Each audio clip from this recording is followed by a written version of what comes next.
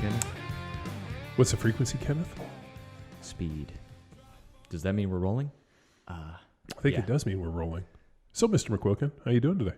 Great, man. I'm quoting heavyweights. You know when I do that, it's a good day. You still haven't seen it, have you? No, I still haven't seen it. I know we might have to just... It's a very family-friendly, Ah, summer-oriented flick. so my kids don't want to watch TV. They just That's want great. they just want to watch YouTube videos. Oh, well, watch heavyweights clips on YouTube in sequential order, like a full movie. Dude, my daughters, they've been watching this chick named Power Athlete Radio? Sniper Wolf. Oh. And it's this, I don't even know how to explain it. This girl who just has these funny rants, and I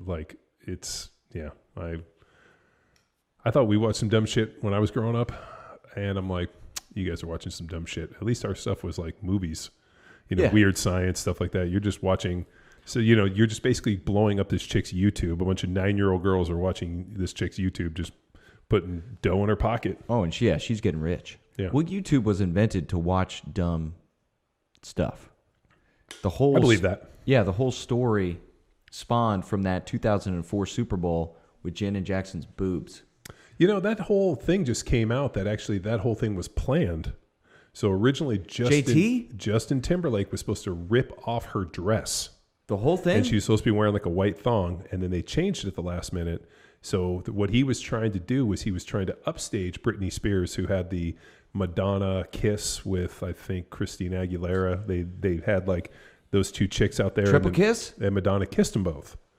And so Justin Timberlake, turns out Justin Timberlake is a spiteful little bitch, and was jealous. JT? Yeah. This whole time I thought he was kind of cool. And then, that whole Britney documentary came out, and it came to come out that the dude was like vindictive, jealous, spread all these faulty rumors about him. And as a result, like was trying to upstage her at every moment. So that whole Janet Jackson thing was very, very planned and done to try to upstage and, one up Britney Spears. I did not know that. I gotta watch more YouTube. And then Justin Timberlake came out and was like, I've done, had this really half-hearted apology, but I mean, I don't know, that guy's kind of been off the radar for a minute. He's a great actor. I think he's just doing all right. Jessica Biel. Yeah, dude, she's still amazing. Yes. Yeah. What are we talking about today? Well, I mean, he really did a better upgrade. I'll go Jessica Biel over Britney Spears any day on that one. Oh yeah, she saved that Total Recall remake. Her and Kate Beckinsale. I didn't see it. I can't recommend it to you. It's not good. She was in I Now Pronounce You Chuck and Larry. Yeah, that was pretty funny. Which is one of my I think it's hilarious. Like Adam Sandler, I'm such a Sandler fan. Just laugh at shit. Well, Joe Dirt is funny. Joe Dirt is funny, especially with who's our boy who interviews him? Dennis Miller. Yeah, Dennis Miller is like, do you cut your hair like that? No, it just kind of grows like this. He's like, so you're so inbred white trash that your hair grows like that? I don't know what you're saying, but yeah. Yeah. I have that movie memorized. It's great. Yeah, Joe Dirt. Oh, man. If you see my girlfriend, you'd shit yourself. This 7-year-old kid says that on the... Yeah. Oh, man. It's great. It is. It's excellent. Movie recommendation. Joe Dirt. Don't try to French it up, John. Well, we did have old Joe Dirt, the hyperbaric chamber specialist. The real-life Joe Dirt. Yeah. It's kind of how his last name... I mean, that's what I have him in my phone as, is Joe Dirt. So whenever I ask him hyperbaric chamber questions, anything with hyperbarics. And that was episode 488. Yeah, we just did that recently, which was... And when it was released recently as well. A absolute face melter. Yeah. Like I was going to do... I mean, the best is when we started talking about telomeres, and I was going to start trying to explain them, and then I was like... I'm going to butcher this. Let me give it to the expert. Let me give it to the PhD to explain telomeres. Yeah, my face is still melted. I don't even know what they are. I'm just trying to figure out how I can put a hyperbaric chamber in my house. Well, you got the space. I know. I'd like to get one. So that's been like my goal, is try to how do I get a hyperbaric chamber? Because I want to extend my telomeres by 1/3. So, the way it happens is our cells divide, and we only get so many divisions, replications. We get about 60. And if you can actually extend that by 1/3, which looks like 20, you get, that's legitimate life extension. That is, not going down to the, local I don't know, fucking place in the mall that's trying to give you IVs and, you know, oxygen bar bullshit. But no, pretty legit. I mean, this is the plot of a movie that I want to watch. You know what else I've been working on? You writing your own movie? Well, maybe eventually. But we're, you know, obviously, as you know, we're doing some alterations in the office. Uh-huh. So, but we just got a new design to redo the podcast room. And so I've been literally like burning the midnight oil trying to source, which I think is going to be a redoing of this space. You know, we got our 500th podcast coming up. And so hitting that 500 mark, we needed a bit of a buff and shine, a little bit of a change. Uh-huh. You know, I mean, before when we were doing video, or I'm sorry, we never did video back in little Power Athlete in Costa Mesa. That was just all audio. I mean, and it was awful. It was three dudes around a mic with a trash truck fucking basically building erector sets outside.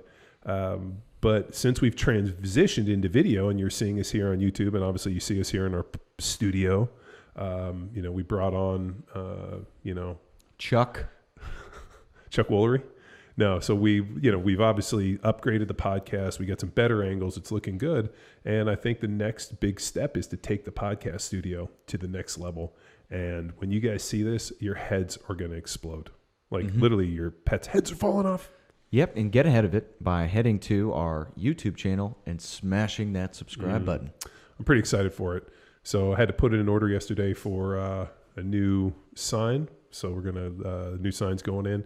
And once that happens, man, I got about 3 days to turn and burn on this place and get her all ready. So I figured more than enough time. You'll probably hang out for 2 and just knock it in one. Yeah, I'll go out there and sketch a little bit. So I already put in orders. There's going to be some interesting things that I had to source. So I'm pretty excited about that.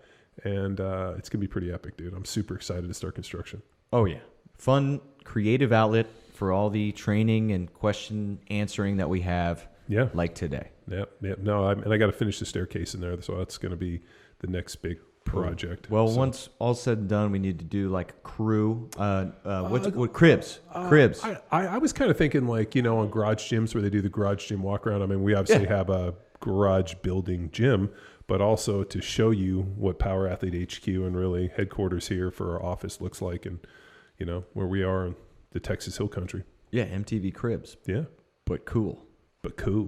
All right, let's answer this question. Knock it out. Let's do it, dude. I really like answering. Hey, crew. Sorry, Chris Luke here. Long-time listener, second-time caller. I got a bit of a technical spinal health movement question for you guys. I know you've had Stu McGill on the podcast, and you guys are big fans of Stu's. He's a real smart guy. He, at least from what I understand, and maybe I misunderstand him, he talks a lot about having a very rigid spine. You know, keeping a rigid spine, moving at the hips, moving at the shoulders. My question is, you also hear claims from different people like Chris Sommers or the knees over toes guy talking about Jefferson curls and allowing the spine to round forward. Then we also see exercises like the teapot in a lot of the Power Athlete programs where we're rounding the spine laterally. I guess my question is, how do you, justify the spine rounding versus not rounding the spine? Anyways, that's my question. If you guys could elaborate on that, I think that'd be pretty cool. Thanks, and bye. 2 things. I never trust a man that has 2 first names. For Chris Luke, I don't know. It's my virtual training client, John. And then the other piece is when somebody uses the words, how do you justify? When I hear that, I'm like, I don't have to justify anything to you, but I will talk about, the difference. I mean, the Jefferson Curl is extremely controversial type movement. Yes, Stu McGill likes a rigid spine. So let's get into it. For those unfamiliar with a Jefferson Curl, can we talk setup and execution? Go for it. Awesome. Imagine now I'm going to stand up on a box. I'm going to stand on the very corner, so both of my toes, the point of that box is in between my toes because I need more range of motion for the dumbbells to pass my feet. What I want to do then is stand tall. I have a dumbbell in each hand for this variation of it. Tall. I've seen it done with barbells. Right. Just how I would describe it or how I would imagine us programming it within the power athlete realm would be dumbbells. But why? Because I want my shoulder action in there. I'm going to start with my shoulders externally rotated. So imagine my thumbs pointing out to the sides here.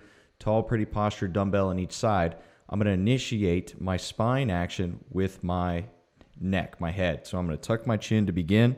And as I'm curling, aiming to curl one vertebrae at a time, my shoulders will internally rotate and I begin to protract away from my spine as my spine is reaching down, aiming to have these dumbbells travel in a straight line going down from my hips to my legs and eventually past my feet.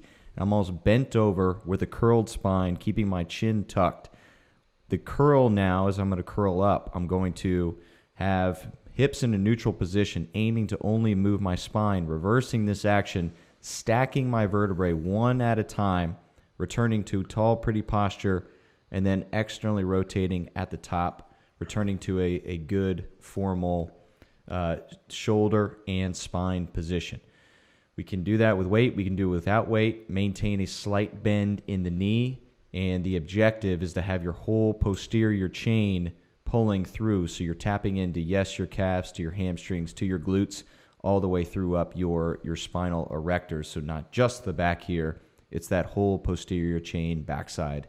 In this, how I would coach up the Jefferson Curl, we see people F it up by straight knees. We see people F it up by lifting their chin and looking up as they're going down. I'll think of a few other faults that we see within that, but just how it's been coached to me, and then I've coached through to athletes. What do you think the benefit of it is? Stability. So actually returning your spine to good posture. I like to apply it to athletes. Imagine the infinite imperfections that happen within sport, where we say, all right, rigid spine like Stu McGill with our athletes, but then you've played in the complete chaos that is a field court sport. We have to then maintain or return to a good spine position. This is a controlled way for us to do that through the sagittal plane. So when you're doing the Jefferson Curl, what are you using, like 600 pounds?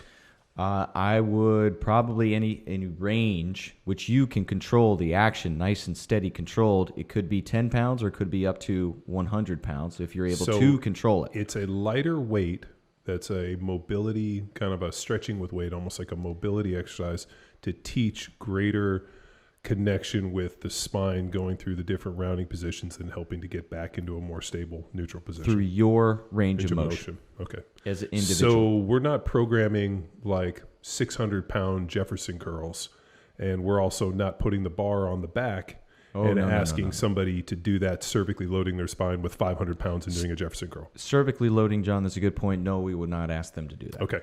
So the fact that our listener or our question person is confused with the fact of like a kind of a strength mobility thing that's really, used by, like you said, Chris Sommers, and for high-level gymnasts who base their entire training on basically stability and isometric contraction, smaller dudes, task-specific tension, very dynamic in nature, and also very, very high-level athletes opposed from people who are going into the gym and putting a heavy bar on their back, where the one place you don't want to have a ton of spinal movement and you want to have a nice rigid spine.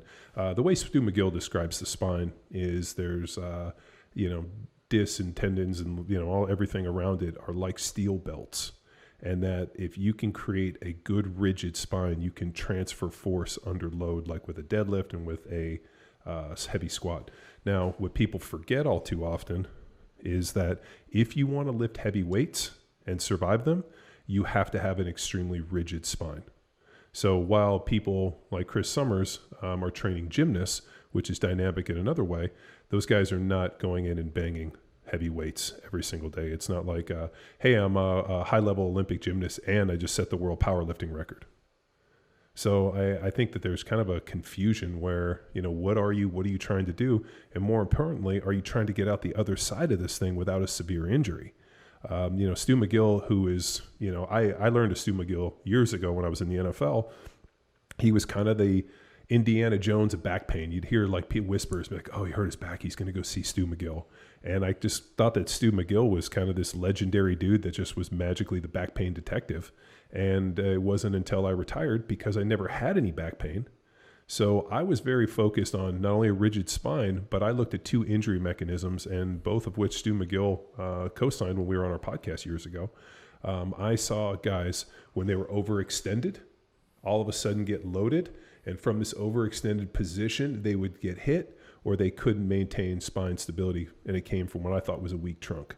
Weak abs. That's why we do a ton of dead bugs. The other one was rotation, right? Transverse plane and then a load.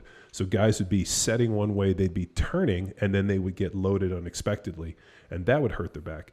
So that's why you see in all the programs a lot of dynamic med ball work, which is transverse plane, rotation, throw, task-specific tension, catch. And I did a ton of that rotational med ball work in all of my NFL career, still do a ton, because that is what has allowed me to not have back injuries. And if we look at getting to the power athlete training here, when we're working with the spine and a lot of our accessory work, so dynamic med ball work, I'm going to talk about that right after this. First, we want to increase our range of motion and stability within said range of motion. We accomplish that by locking the hips in place and then rotating or bending laterally to the left and the right.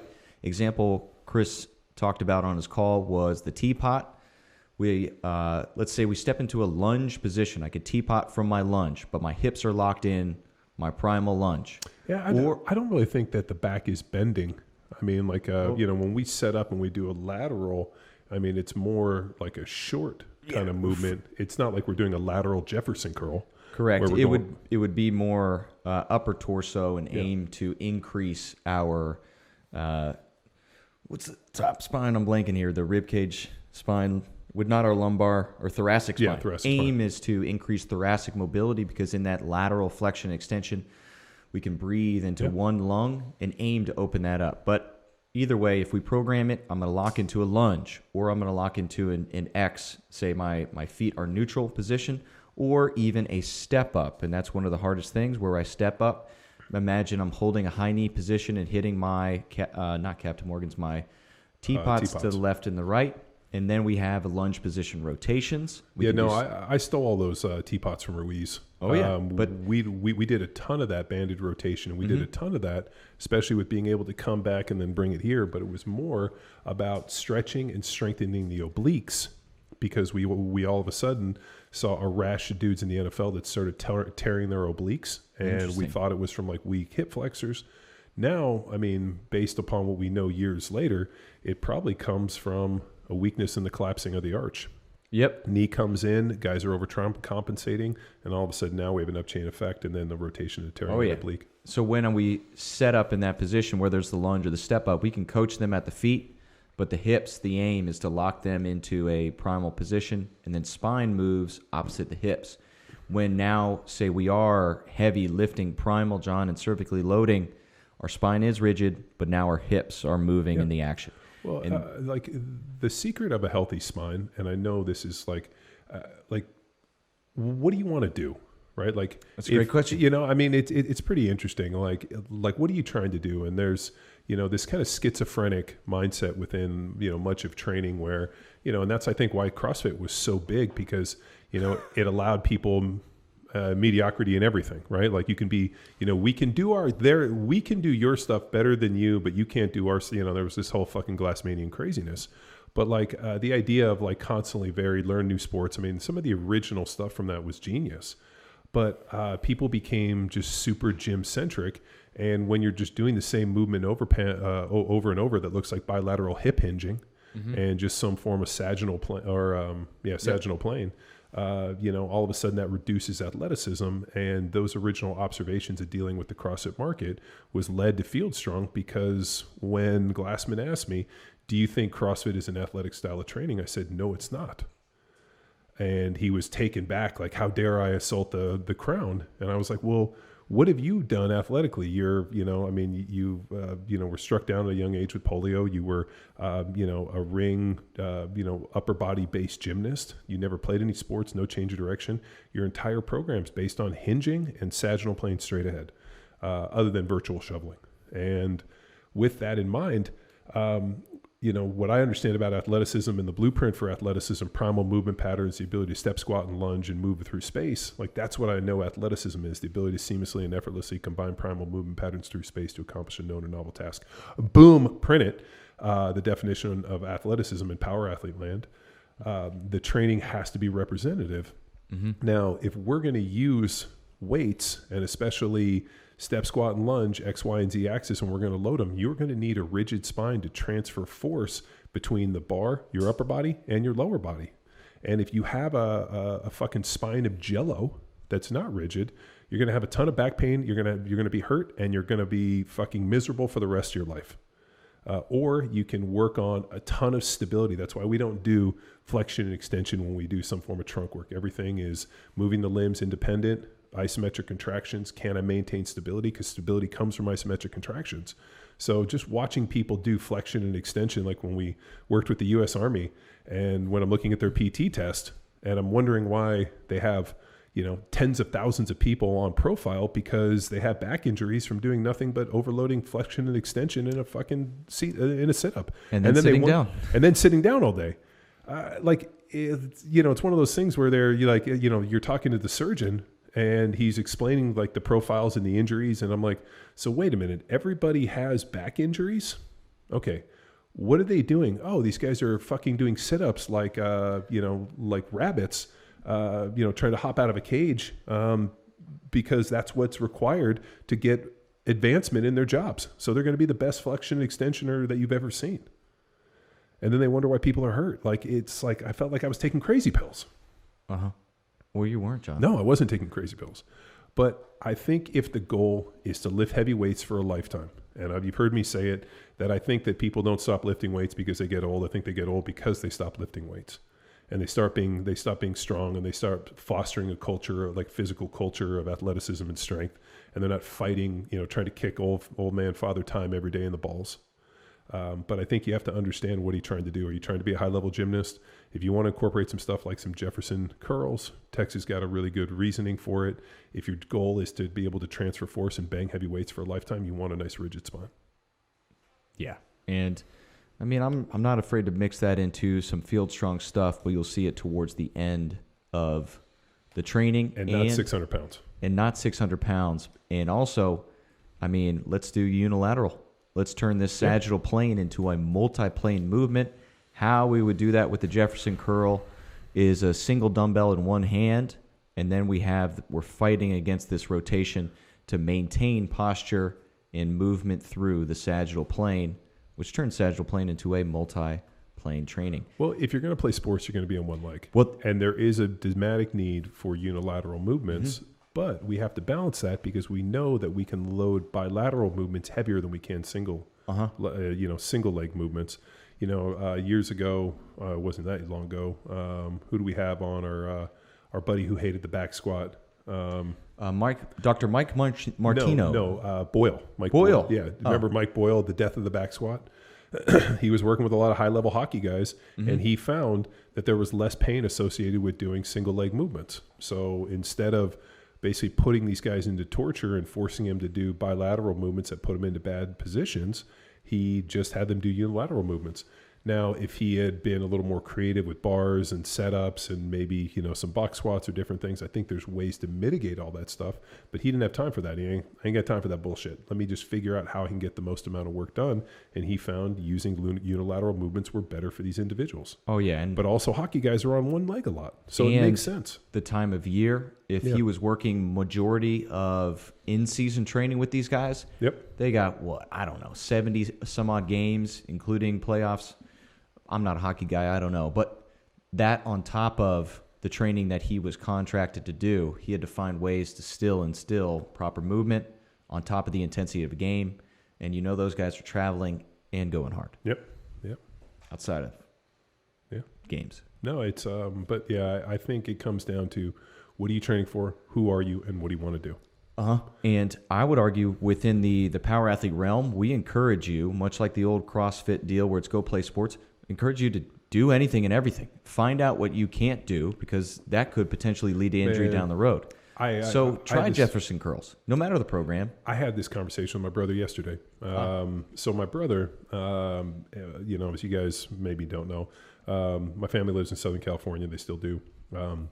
My brother growing up was a really good tennis player.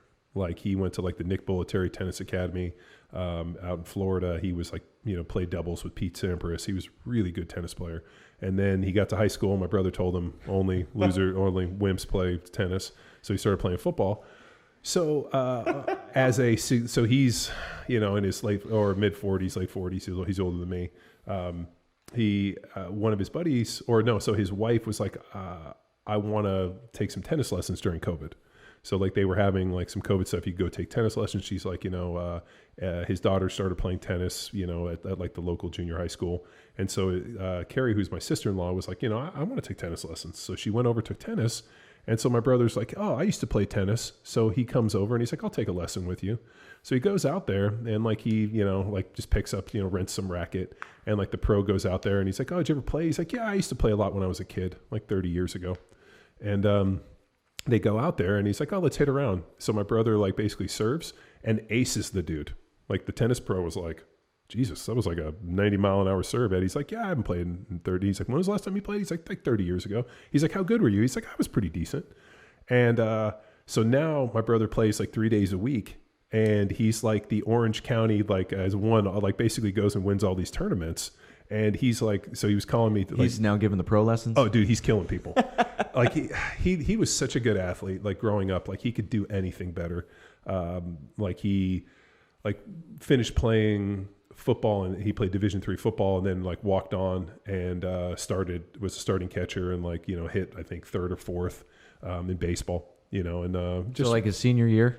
Yeah. Just why not spring? Yeah. He was like, just went out. I mean, you only got 4 years and he was, and like went out and started in baseball. So, I mean, he's always been a really good athlete, everything he's done. But I just think it's hilarious. He's like, it's a lot of muscle memory. And he just goes out there and he's like, I've been winning all these tournaments. He goes, it's great. He's like, it's not as competitive. Like I don't get to hit anybody, but he goes, it scratched that competitive itch. And it's something that I like had this weird kind of existential moment the other night at like 3 a.m. when I woke up and, kind of hit myself with like, what are we doing here in life kind of moment. I'm sure that hits everybody, every father, everybody who's ever, fucking worked a job and, been out there in the grind. And the one thing that has been missing from my life. And I was going in boxing a couple days a week and then I had shoulder surgery. So I haven't gotten back to doing it. And Todd White's been hitting me up about going and doing jiu-jitsu. And then we were out there watching like the archery thing for that archery challenge. Mm-hmm. And I realized that I go bang weights. We do podcasts. I mean, we write programming, we have a coaches network that we're, doing a bunch of stuff with remote coaching and, there's just a million different projects for here, developing content, all the stuff that I'm doing on the back end. Building a new podcast studio. A lot of the stuff that Luke was doing ended up kind of falling onto my plate. So, the one thing, and then obviously all my free time is either welding and working on the trucks in the shop or, kid sports and other stuff. And I realized the one thing that I'm not doing is I'm not using my training in a specific way anymore. I'm just going in there and banging weights and testing programs. And I realized that like a little piece of me has died because one, the only thing I really ever enjoyed in this world was fucking beating people's asses. I really enjoyed playing football, strapping up a helmet, running out of the tunnel, and basically trying to wear some dude out for 3 hours a day. Master of violence. Yeah, and it's what woke me up every day. It's what kicked me in the pants at 5 a.m. to get out and go train. It at night when I was eating my last meal, it's the little voice in my head that said, "Go to bed. You need 8 hours of sleep because you have to be better. Somebody else is out there training harder than you," and that was my whole life. I mean, from the time I was 14 years old until I was in my mid 30s. And since now all of a sudden, like that's kind of changed and like searching for ways to like still have that competitive edge and, or at least that competitive desire. And it was funny as I was talking to my brother yesterday, he's like, it's pretty good. I've met a whole new group of guys. It's really fun. I get to go out there and do them. I'm like, is it as good as hitting people? And he's like, no, He's like, there'll never be anything to report. And I'm like, and then it was ironically, my 69 Camaro that I sold to Todd White like 14 years ago, has come back to me because I got to clean it up and fix some stuff on it because we're going to try to push it back out into the world because I think Todd's done with it. He's got like 6 kids. He's got no room for a Camaro, badass 69 Camaro. So I've been working on it, and it's funny. I was talking to him yesterday. He's like, how come you haven't come to jiu-jitsu? And so I used to roll in the off season, with some guys in Orange County, like Joker and Eric Apple and those dudes. And, did it when I was, younger, training with Nono and all those Gracie dudes. And it was something I really enjoyed, and like that physicality and that like training for something and preparing, and it's like the age old Fight Club. Fight Club's a reason you trim your nails, you cut your hair, you make sure you get all your training in so that you are able to translate it. And I had this just interesting existential 3 a.m. moment where I'm just laying there. I don't know if it's existential or reflective or just this like moment of clarity when I realized like violence is important. Like you have to have that outlet. Competition? Competition. Well, competition, I think. But what's important about competition is like the preparation piece. Like I think people want to compete, but for me, like I need something to compete in so that the preparation has meaning. Like I need a direction. Like, hey, if this is what my goal is, like if you said, hey, John, like if you want to go be a serious jiu-jitsu player and you want to be good, like you're going to have to be this and do this and this, then it gives you a blueprint to work from and you start training for it. So I think a lot of that comes down to just assessing those goals. And I think all too often, we just get stuck in the daily grind. We get stuck in our lives. And, like recording this podcast, I wasn't originally a huge fan of the idea of doing a podcast, just because I was like, what the fuck are we going to talk about? And here we are years later and we're still talking about it. And I think having passion and like, learning and having people on where you're like, fuck man, that was really good. That's going to force me to go do a bunch of reading for the next 3 hours. Like, and just having some more diversity is important. But I think at the end of the day, there's something primal about putting yourself, being the man in the arena, putting yourself out there and, potentially, being a white belt. I wrote an entire blog post, always be a white belt. And I realized that all of a sudden, like my white belt, like I've been being the white belt in other ways, whether it was welding and fabricating or doing all this other stuff. But at the end of the day, like you need that physical outlet. You probably just need a dude to choke you out on occasion, or at least catch a punch in the face. And man, that is so good for the soul. That's like chicken soup for the soul. Getting your ass beat. You're probably the biggest guy in that gym, John. They're going to come after you. Maybe there are bigger dudes, and while my skills are not what they used to, at the end of the day, I don't give up, and I am pretty tough. And also I'm extremely humble about that stuff. Whereas like, I don't like to get my ass beat, but I'm okay getting my ass beat as long as there's a lesson involved. They earned it or something. Yeah. But like I look at, when I played in the NFL, if I lost, which wasn't very often, I always looked at that as a teaching moment. Like I fucking hated losing, like the type of hating where like, I can't even voice that level of disgust and just like hatred, like where, you can't sleep at night because you're going to have to be in film the next day. And then all of a sudden in the third quarter on the fourth play on second and third, all of a sudden that play, like, I'm like feeling nauseous for the entire film session because I know that play's coming up. Like that type of stuff. And I know when it's coming because all of a sudden I'm like, oh, fuck. Like all of a sudden I snapped and knew the down and distance. But what's sad is that, I played thousands of plays, 9, 10 plus years in the NFL. And the only plays I really remember are the mistakes, like those are the ones because the level was so high of commitment that the only thing that was different were the mistakes, something out of the ordinary where something happened. And it's kind of fun. Like I'll watch replays and like there's a dude on Instagram who's a big Eagles fan. He'll post a bunch of that stuff. That's cool. I like it. It's funny. He'll tag me and I'll watch clips and it's, I'm like, man, we fucking beat some dudes' asses. It was a lot of fun in that regard. But I think everybody needs that, like that passion, needs something to train for, whether it's like my brother, basically swooping up on people, in tennis, which I think is hilarious. That like he's out there playing with all these dudes who like played college tennis and they're all pretty high level, and he's out there killing these dudes. And they're like, he's like, I stopped playing when I was 14 or 15. and he still has those skills, which is pretty interesting on like that athletic profile, like that athleticism, problem solving. Certain people like never lose a skill once they develop it, even though skills are always perishable. But so that's been my big push. So I'm just trying to get some done with these podcasts, get a few things taken care of, and then that'll be put that into the routine. But I also would like to get back, or I would like to do more of that archery stuff. And we were down at that Black Rifle Archery Challenge for the adaptive athletes. It was super cool to see like the level of precision, attention to detail, and like that level of commitment, and then being able to compete against people with it. And then, it's kind of interesting when you shoot a gun, you get this instant feedback of where the bullet goes. Did I pull it? Did I this? What did my grip look like? How did my draw look? And I think archery is even more so. So it's just a high level of mastery. I mean, that's why I think there's like an entire piece of Bushido for like the samurai, which was all about archery. It's pretty amazing to see those guys shoot those bows.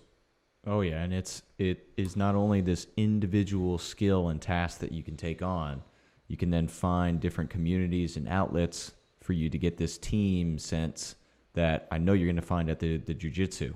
Yeah. What we've essentially created a power athlete a lot of men are missing. A lot of people are missing. Well, I mean, it's something I talked to Parsley about the other day. Parsley's like, like what happens to a dude at like, you have kids, you're in this kind of twilight of your life, your 40s and 50s, and maybe not in that kind of piece where like, what are you still fighting for? What are you still competing in? And I think you have to go out and you have to find meaning and find purpose, I'm glad I had that 3 a.m. wake up and was sitting there thinking about this all night.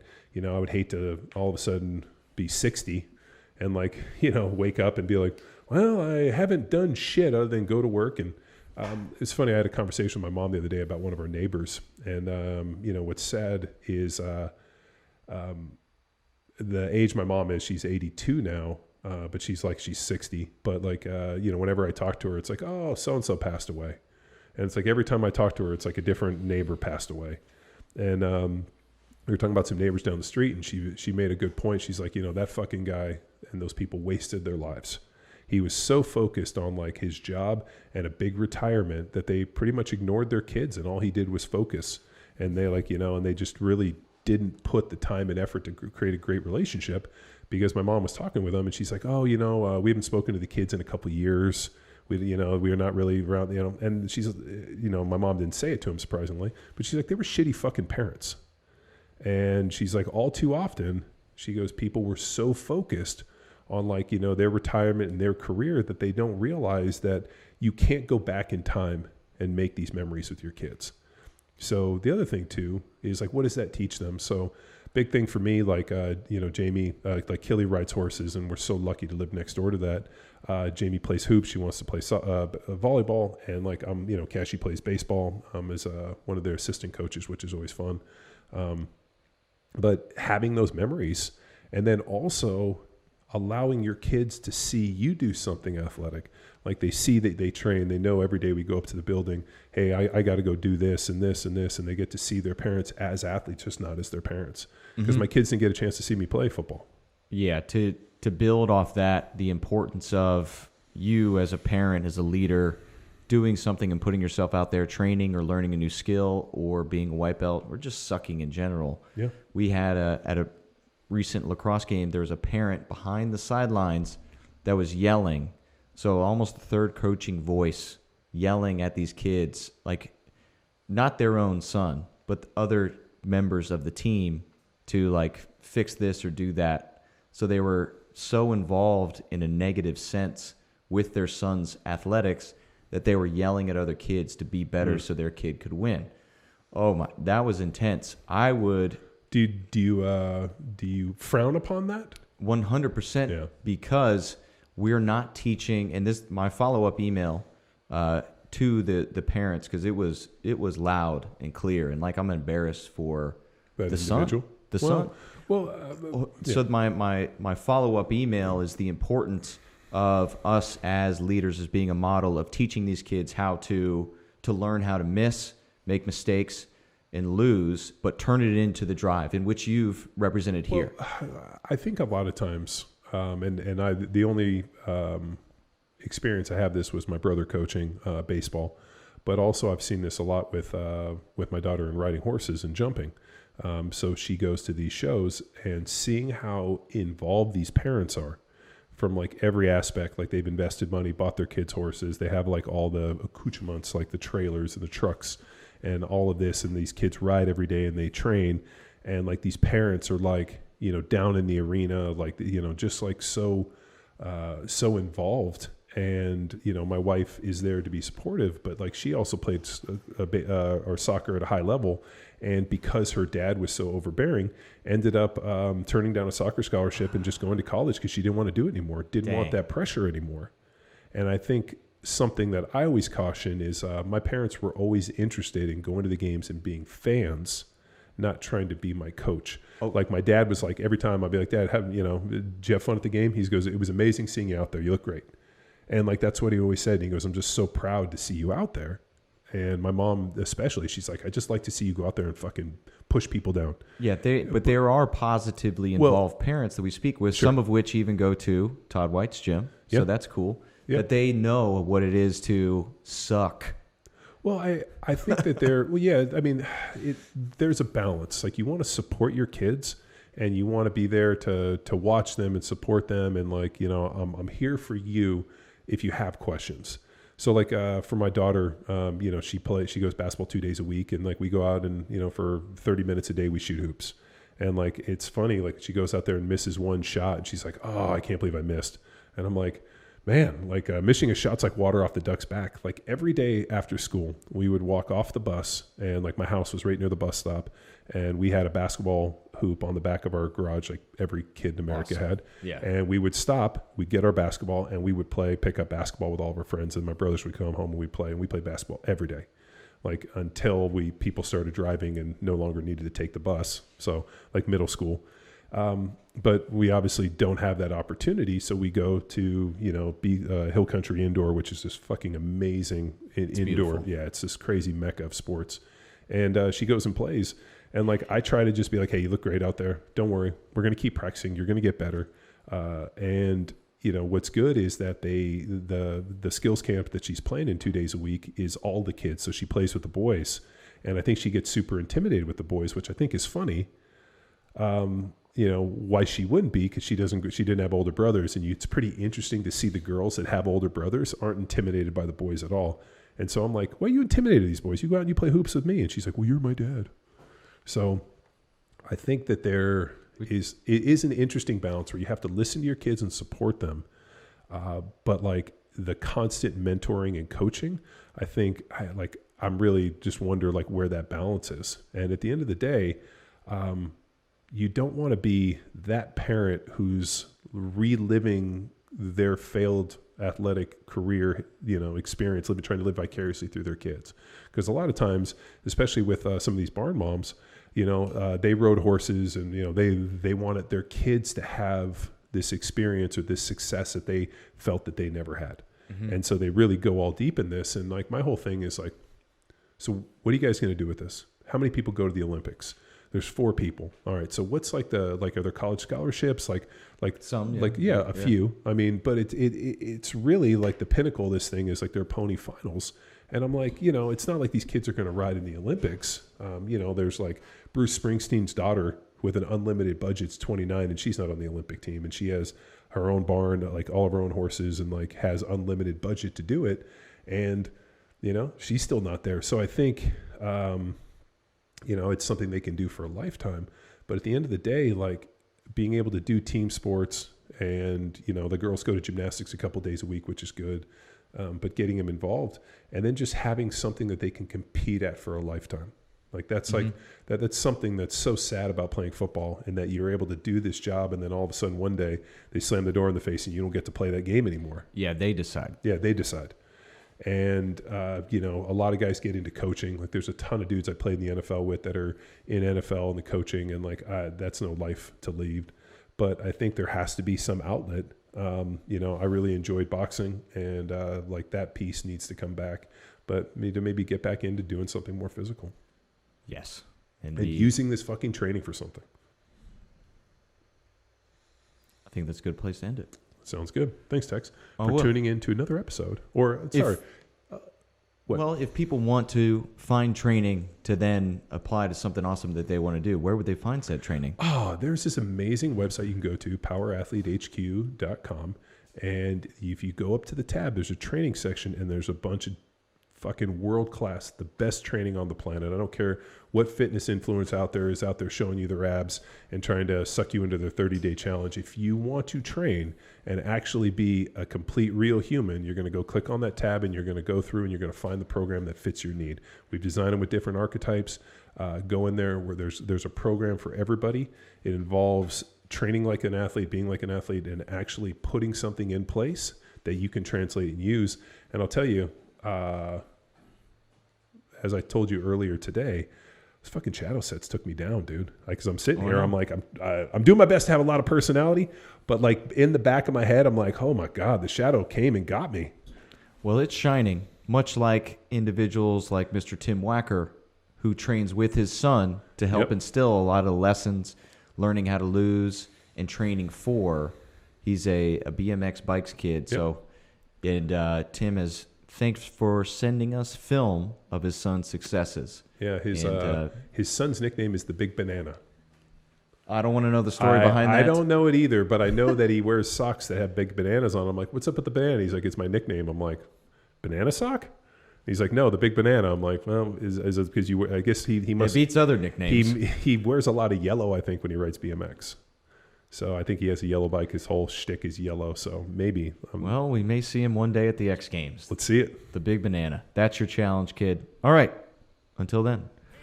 I'm going back. I'm a loaded freight train and I'm right on track.